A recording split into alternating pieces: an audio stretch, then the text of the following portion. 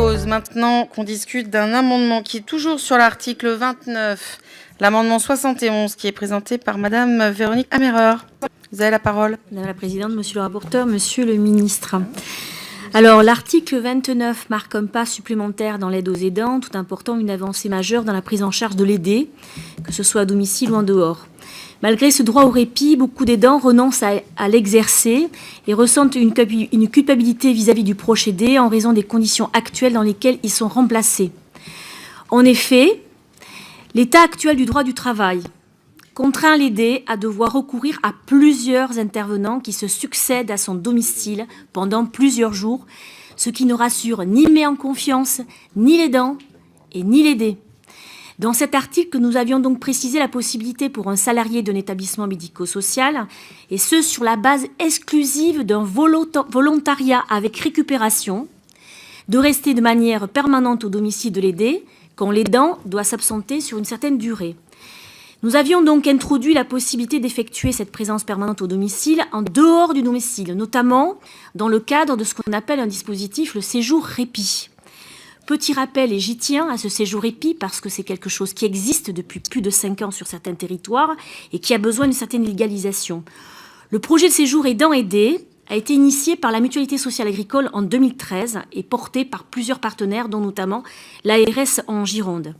Chaque année, pendant 3 jours, plus d'une vingtaine de personnes, aidants-aidés, partent se détendre dans un hôtel spa, accompagnés par du personnel bénévole, et je répète bien, bénévole, et qui sont salariés de structures telles que des EHPAD ou des associations d'aide à domicile. Ces salariés-là, donc, sont bien sûr sur la base de volontariat, donc souvent c'est des aides-soignantes, voire des infirmières ou des aides à domicile, qui participent au séjour et qui sont chacune mobilisables auprès des aidés, effectivement, 24 heures sur 24 et pendant 3 jours.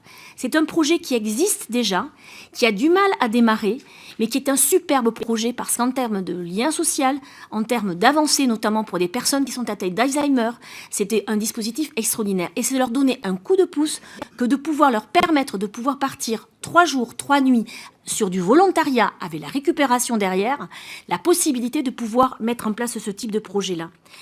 Il s'agit ici donc d'étendre les dispositifs de cet article au séjour répit afin que les salariés détachés par ces établissements médico-sociaux puissent bénéficier des mêmes conditions et autorisations de travail que les salariés qui interviennent à domicile de l'aidé.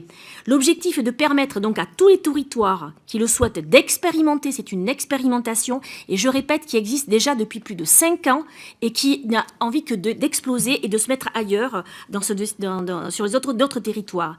Donc moi je demande de réintroduire le dispositif séjour répit qui initialement était prévu par le texte mais qui a été supprimé par le Sénat. Merci, monsieur le rapporteur. Favorable à ce rétablissement à l'identique du texte tel que nous l'avions adopté.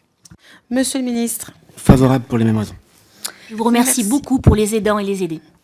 Merci. Je soumets aux voix cet amendement numéro 71 qui a reçu un avis favorable du rapporteur du gouvernement. Qui est pour?